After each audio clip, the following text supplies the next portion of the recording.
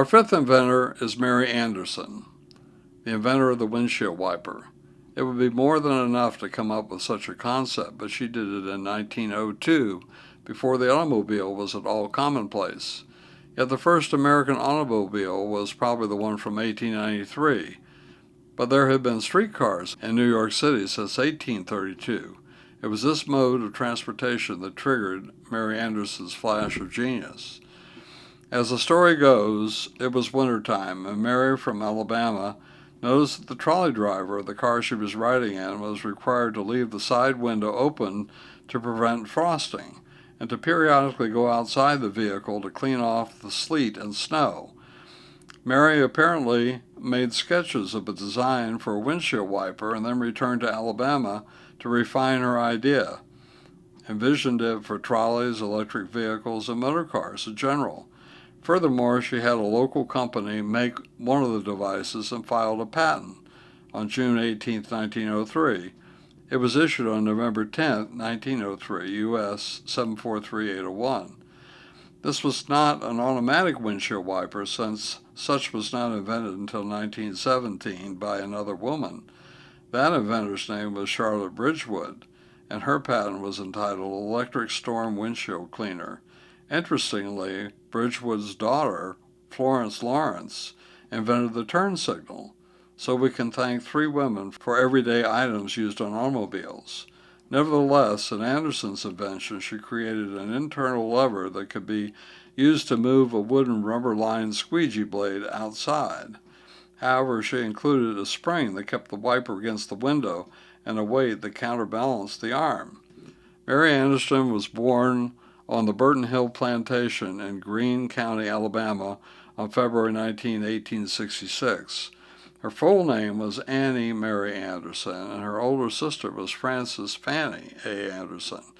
Of course, with the close sound of the two girls' names, Annie and Fanny, it is hardly a wonder that Mary was the name preferred. Their parents were James Alexander Anderson and Rebecca Payne McLemore, and Mary's father was born December 20, 1828. He died February 5, 1870, when Mary was just 4 years old. Mary's mother was born April 29, 1834, and her parents were Joel Thaddeus McLemore and Anne Frances Burt. This is probably where Mary's first name came from. Mary's mom died in 1924. Throughout much of Mary's life, she was a caregiver, a real estate developer, a rancher, and an inventor. In 1889, at 23 years of age, she moved with her mother and a sister to Birmingham, where she and her mother built the Fairmont Apartments on the corner of Highland Avenue at 1211 24th Street South. She managed this real estate until she died, though she later had the help of her brother-in-law, husband of her sister Fanny, George P. Thornton. Fanny married him on July 8, 1891, and they all lived at the Fairmont Apartments. In 1893, Mary moved to Fresno, California, where she established, or at least managed, a cattle ranch and also a vineyard. Fanny moved to California as well, and in 1895, she and Mary bought 120 acres that was apparently called Edgefield Villa. They held this property at least until 1907. However, a deed in the Fresno Hall of Records shows that the property was sold on April 8, 1908.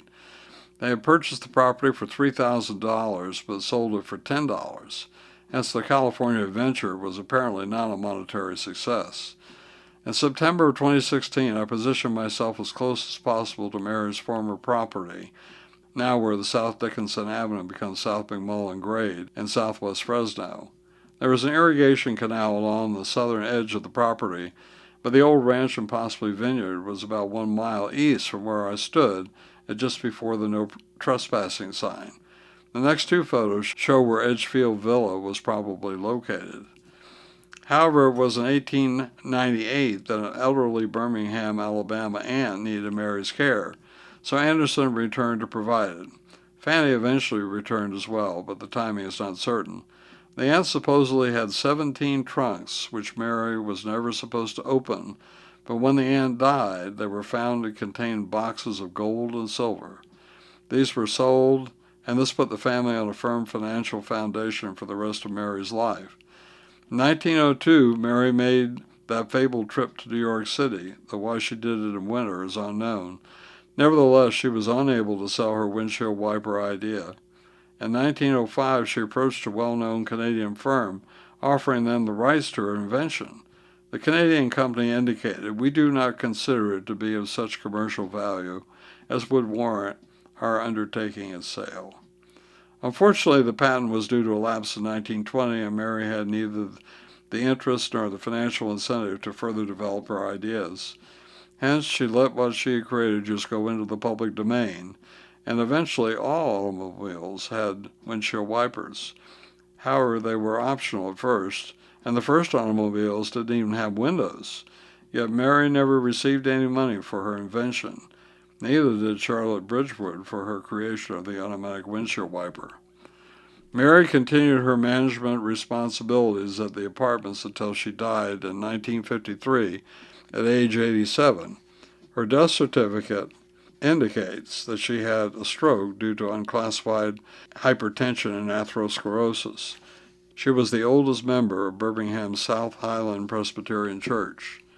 There are not many photos of Mary Anderson, just as the facts of her life are few and far between. However, here is a low-resolution image showing her as a relatively young woman. Sarah Scott Wingo, a relation of Mary and priest in charge of Birmingham's St. Mark's Episcopal Church, said of Anderson, "She was a vivacious, progressive woman."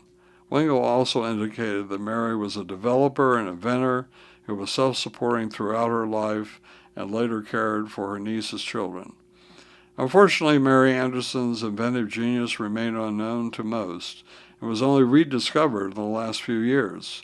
Hence, it can only be imagined what further inventions she might have conceived if the opportunities had been right, and or her first invention had been well received.